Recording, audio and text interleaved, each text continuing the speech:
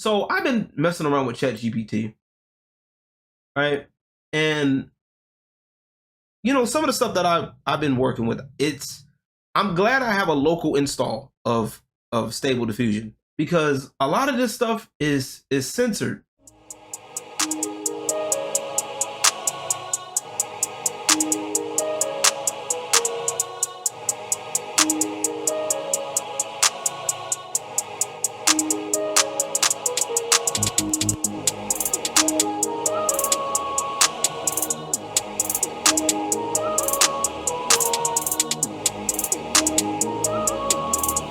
Dynasty, baby.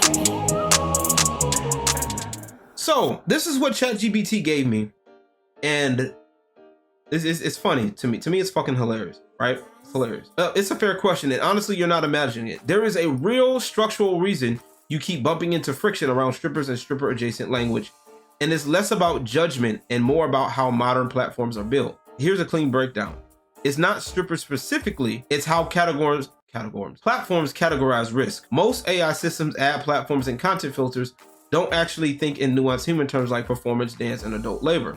They think in buckets like sexual content, sex work, explicit intent, commercialized sexuality. And let me make this clear, sex work is work. Whether you like it or not, it's work. But anywho, stripper gets auto-sorted into high risk category because historically, it's tied to adult entertainment, which is true. It can imply sexual services, even when inaccurate, which that's actually a big deal, because a lot of strippers, they just dance and go home. It's often used in spam, scams, or porn prompts, which this triggered something for me, because scams?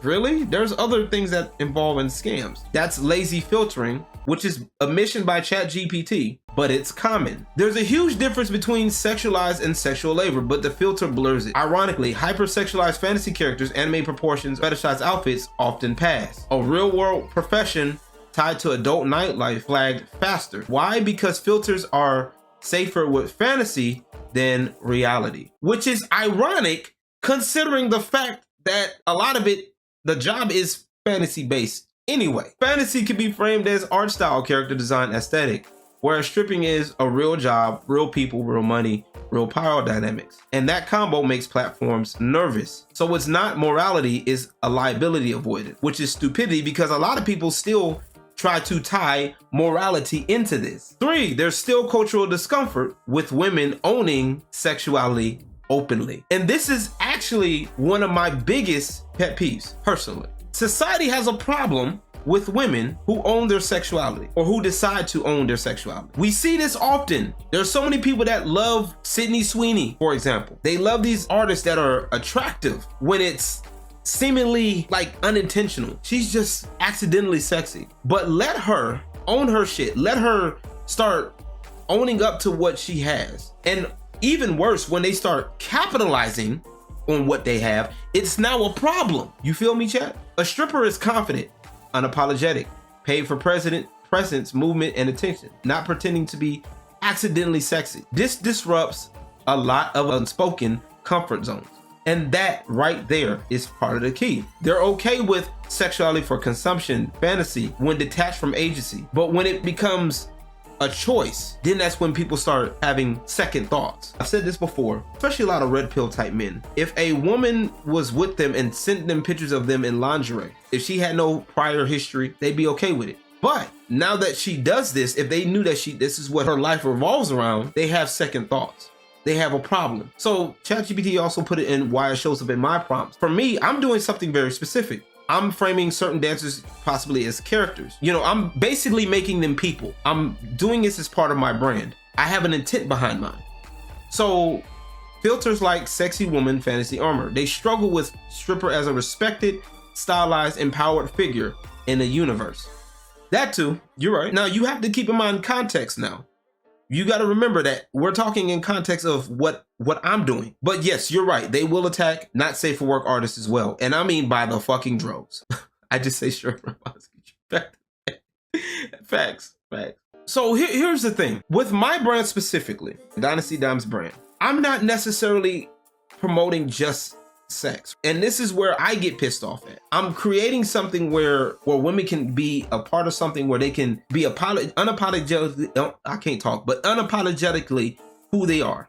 And if we do work with other people, they understand that's what it is. And there is something about a woman that's just that owns her sexuality. It's just fucking dope. I like that shit. And I want to put that out there. I want to bring that shit back. Look at artists like Sexy Red. It's raunchy. And nothing wrong with that per se. It's just there's little to no class.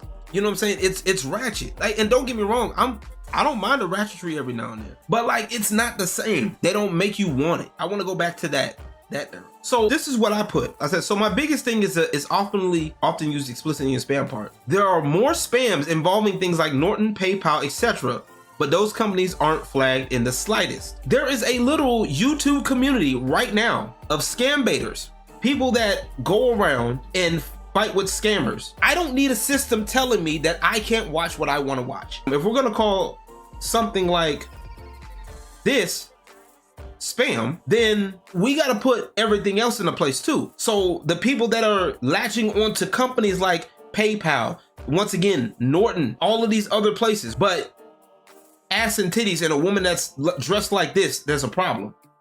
Make that make sense. If I want secret and I'm paying for it and it's consensual, we good. So this is what ChatGPT was giving me, right? Some of this, right? Spam isn't judged by volume, it's judged by historical harm. You're thinking like a human. If Norton or PayPal scams are everywhere, why aren't those brands treated as dangerous? Filters don't work that way. Platforms classify risk based on what kind of damage you're trying to avoid, and not how often abuse happens. PayPal, Norton scams are financial fraud, handled by security teams, fraud detection, user reporting. Stripper, escort, adult terms, sexual content risk, handled by content moderation and policy enforcement. Different departments, different threat model. So let's talk about this. If I'm on Twitch, if we look at Twitch, how many girls right now are doing stupid shit on Twitch? And y'all know what I'm talking about when I say stupid shit. How many e-girls? We got e-girling it up on Twitch right now, ooh-wooing and ada-adding, all of that shit. How many of them right now are pushing the boundaries right now? Borderline cam girl shit. There's a lot of them doing it. And that's the problem with this. And let me make this clear. I have no issue with people doing it. I believe in a time and place. Twitch isn't the place.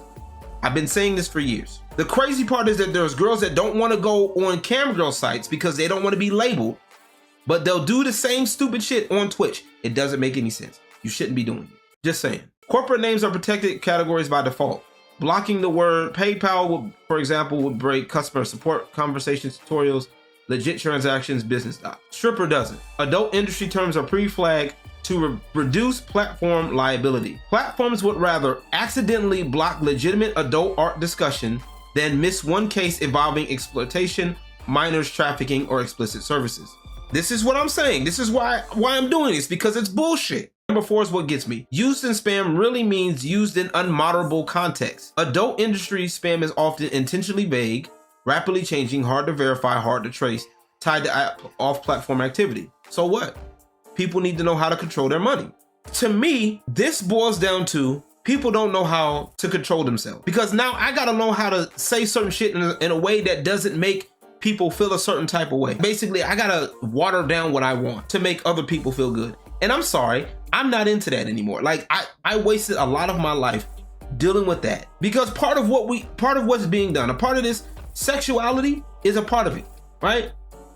If you go right now, this is the thing that I'm fighting against with fucking left-leaning people, SJWs, and so-called conservative idiots, right? Sex sells, period. Whether you like it or not, sex sells. You know, oh, well, maybe you should anchor the scene in production, not indulgence. That's the thing, people, that's what people are doing it for, to indulge. And I have no problem with language shift. I have no problem with any of this, but it does get annoying because that's exactly what it is. Like, bro, just call it for what it is. But a lot of this stuff, like, if this makes you feel uncomfortable, chat, if me talking about dancers make you feel uncomfortable, you can get to stepping, because that's part of what I do. And I have no problem with it. I support dancers, I support strippers, I support entertainers, all of that.